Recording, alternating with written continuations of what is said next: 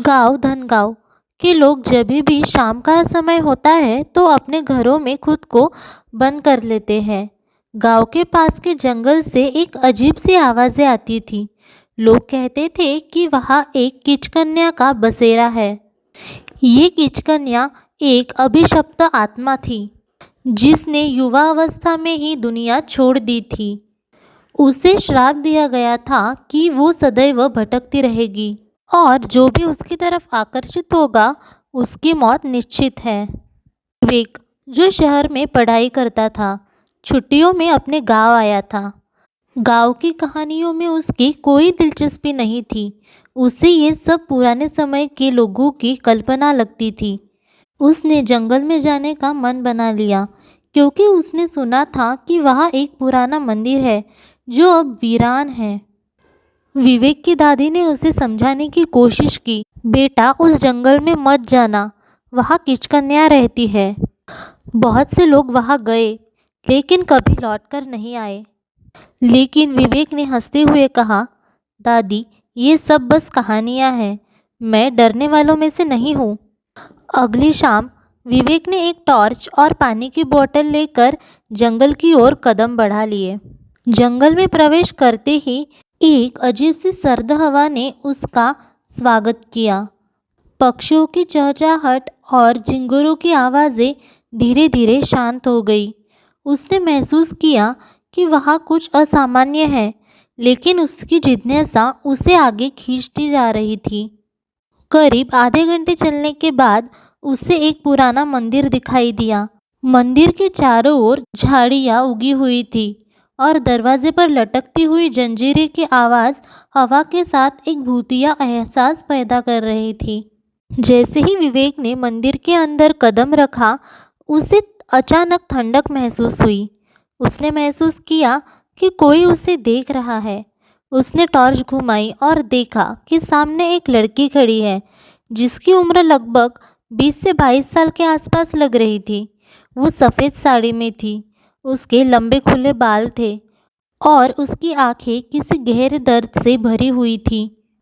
कौन हो तुम? विवेक ने डरते हुए पूछा। लड़की ने धीरे से कहा, मैं इस मंदिर की रखवाली करती हूँ। तुम यहाँ क्यों आए हो? विवेक को लगा कि वो कोई साधारण लड़की है जो यहाँ रहती है। उसने कहा, मैं यहाँ सिर्फ देखने आया था कि ये मंदिर कैसा है। लोग कहते हैं कि यहाँ किचकन्या रहती है। लड़की मुस्कुराई, लेकिन उसकी मुस्कान में एक अजीब सा डर था। उसने कहा, तुमने सही सुना है, मैं ही किचकन्या हूँ। विवेक ने हंसते हुए कहा, तुम मजाक कर रही हो, किचकन्या जैसी चीज़ें नहीं होती। लड़की ने गंभीर होकर कहा, अगर तुम मुझे झूठ समझते हो तो यहाँ से चले जाओ, लेकिन याद रखना, जो एक बार मेरे पास आता है वो कभी नहीं बचता। विवेक ने ये सुनकर उसकी बातों को नज़रअंदाज कर दिया और मंदिर के चारों ओर घूमने लगा। तभी उसे मंदिर की दीवारों पर कुछ अजीब चित्र नजर आए। उन चित्रों में एक लड़की को बलिदान देते हुए दिखाया गया था और एक पंडित कुछ मंत्र पढ़ रहा था। लड़की ने कहा, ये मेरी कहानी है। मैं इस गांव की सबसे सुंदर लड़की थी। मेरी शादी तय हुई थी, लेकिन मेरे सौंदर्य से ईर्ष्या करने वाले लोगों ने मुझे बलि के रूप में चुन लिया। उन्होंने कहा कि इस गांव पर आने वाली फत टल जाएगी। मुझे मारकर इस मंदिर में दफना दिया गया, लेकिन मेरे मरने के बाद यहाँ से कोई सुरक्षित नहीं रहा। मेरा श्राप हर किसी को निगल जाता है। विवेक को अब डर लगने लगा था। उसने महसूस किया कि लड़की के पैर जमीन से कुछ इंच ऊपर है।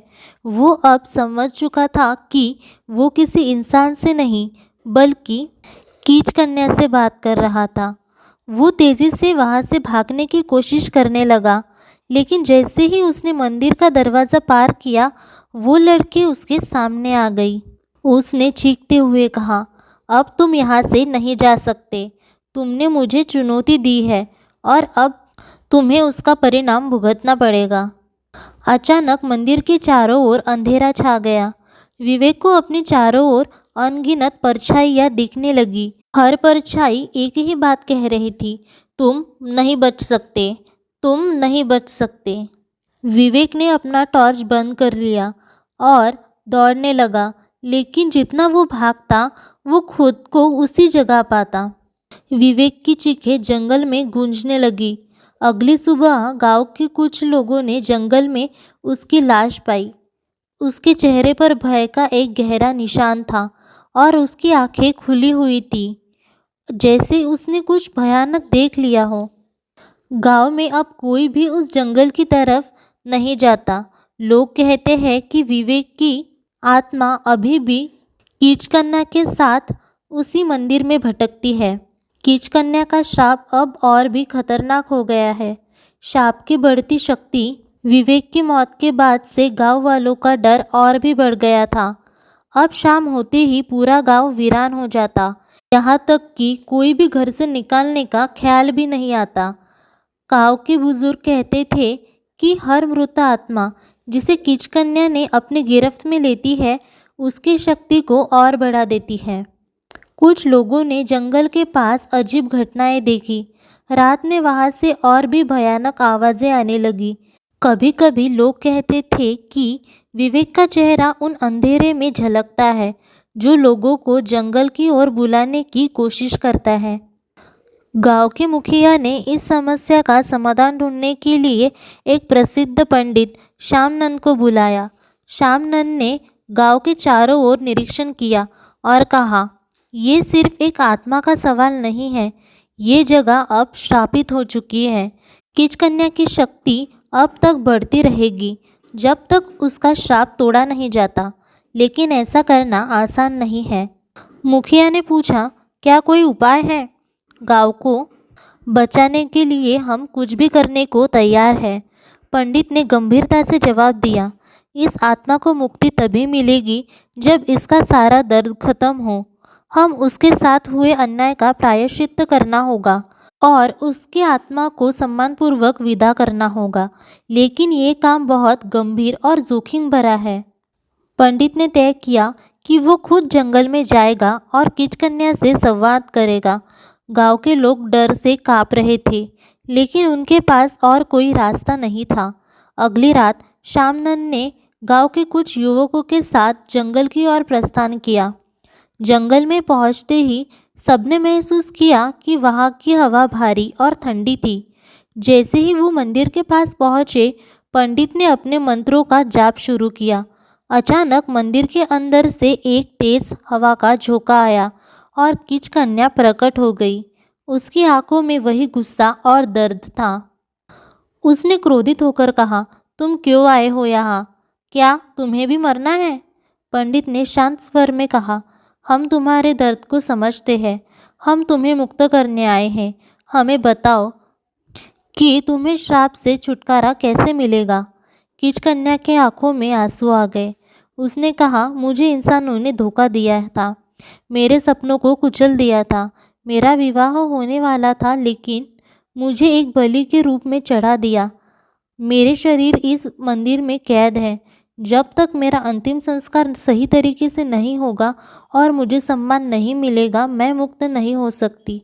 पंडित ने ये सुनते ही गांव वालों को कीचकन्या के शरीर के अवशेष ढूंढने का काम सौंप दिया। मंदिर के नीचे खुदाई की गई और वहां से कीचकन्या के जले हुए अवशेष मिले।